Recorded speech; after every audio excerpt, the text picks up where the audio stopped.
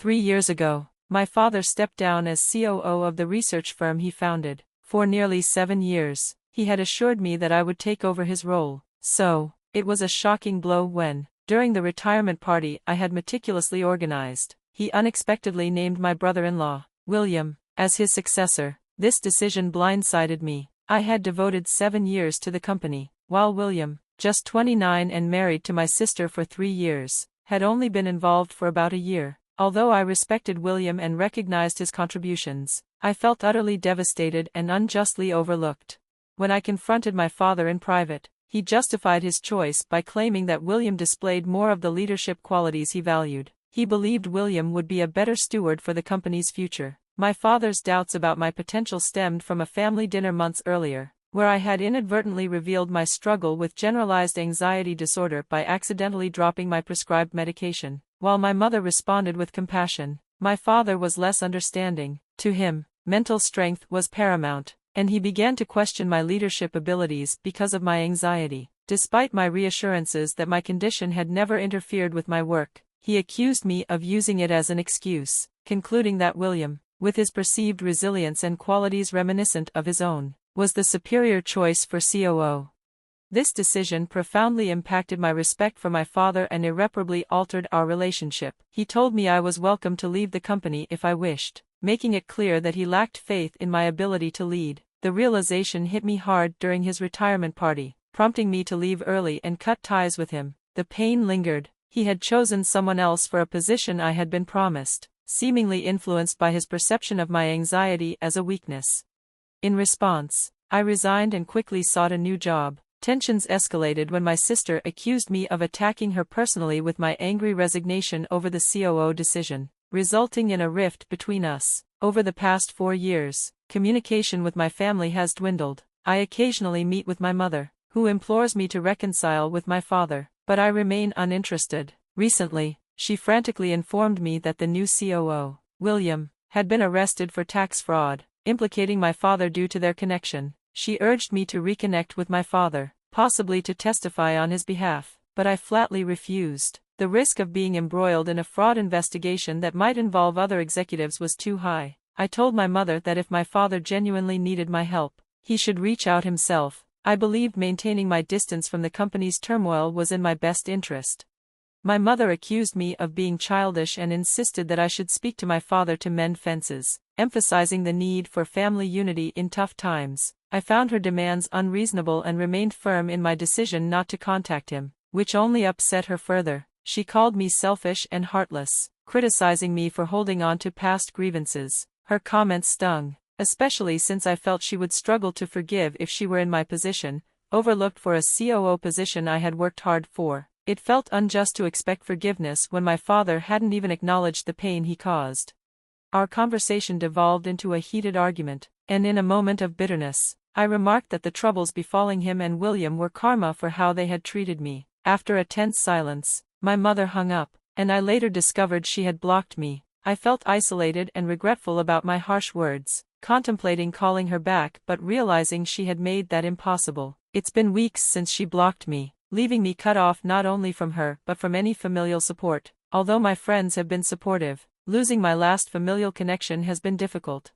Despite the fallout, I believe I was right to point out that the current situation could be a consequence of their actions. My anxiety disorder, which my father blamed for my supposed inadequacies, does not hinder my leadership or work abilities. His words at the retirement party left a deep impression, shaping my feelings and actions ever since. For the last 3 years, my father's outdated views on mental health have severely affected my self-esteem, leaving me to question my decisions and feel like an imposter at my new job. It took significant time and therapy to begin addressing these unresolved issues, yet my performance at work remains strong, and I'm even being considered for a promotion. I believe my father made a grave mistake, and it's disappointing that my mother can't recognize that. She seems more focused on defending him than acknowledging the hurt inflicted upon me. I've made it clear that I won't be the one to initiate reconciliation. They must genuinely apologize for their actions before I even consider reconnecting with the family.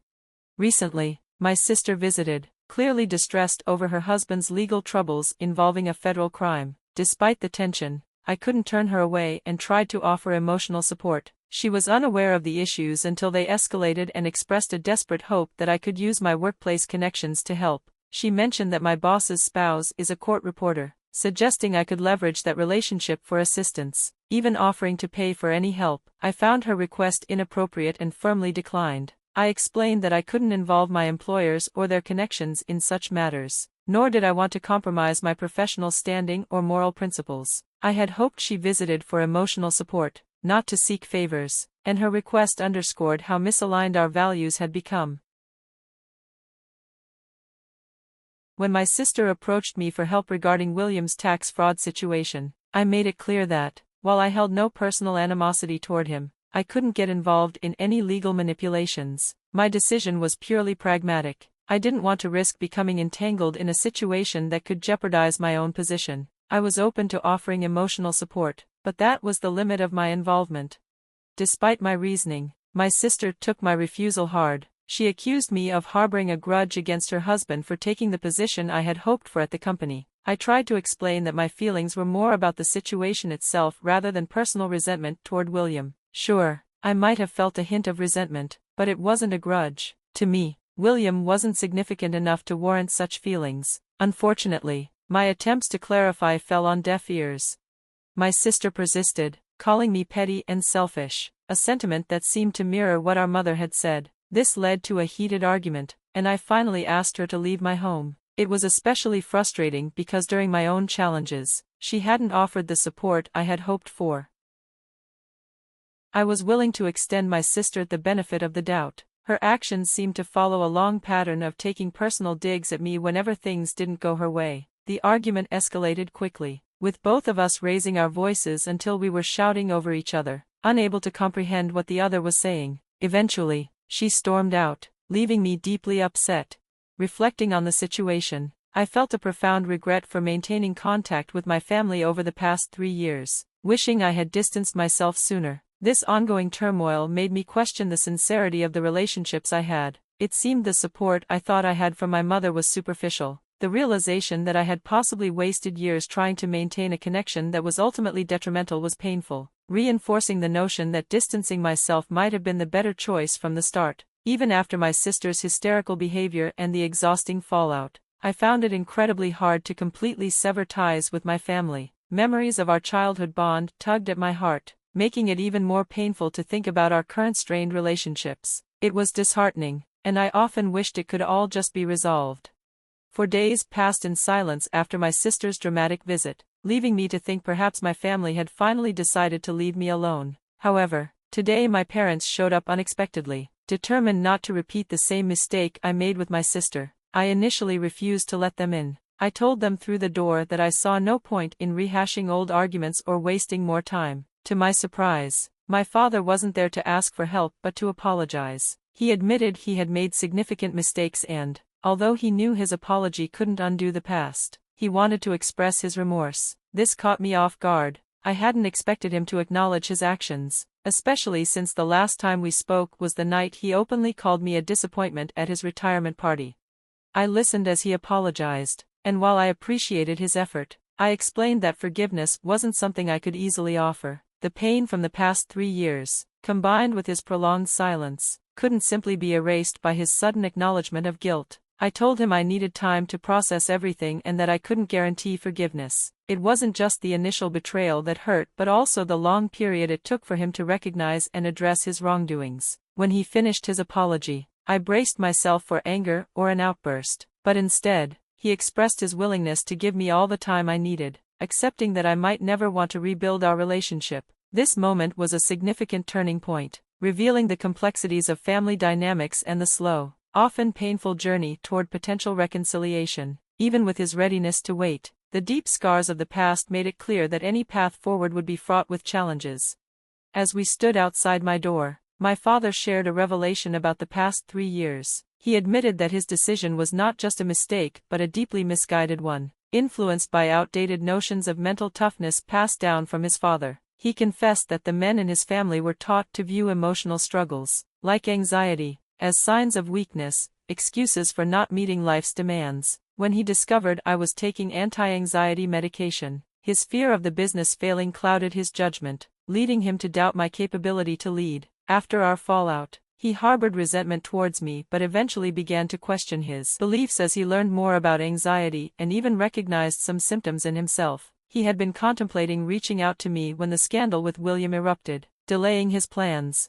Hearing all this left me feeling conflicted. While his apology didn't erase the pain of the past 3 years, it was a step toward understanding. I wasn't ready to forgive him yet and was still processing whether his remorse was genuine, but I was open to considering reconciliation. I asked him to return home, saying I would reach out if and when I was ready. He respected my wishes and left. During our conversation, my mother also apologized for her part in the misunderstandings and the quick judgments she had made. She mentioned that she had spoken to my sister, who, she said, also regretted her actions and wanted to apologize on her behalf. However, I felt that if my sister truly wanted to apologize, she should do it herself. Her current situation with William, while stressful, didn't excuse her past behavior toward me.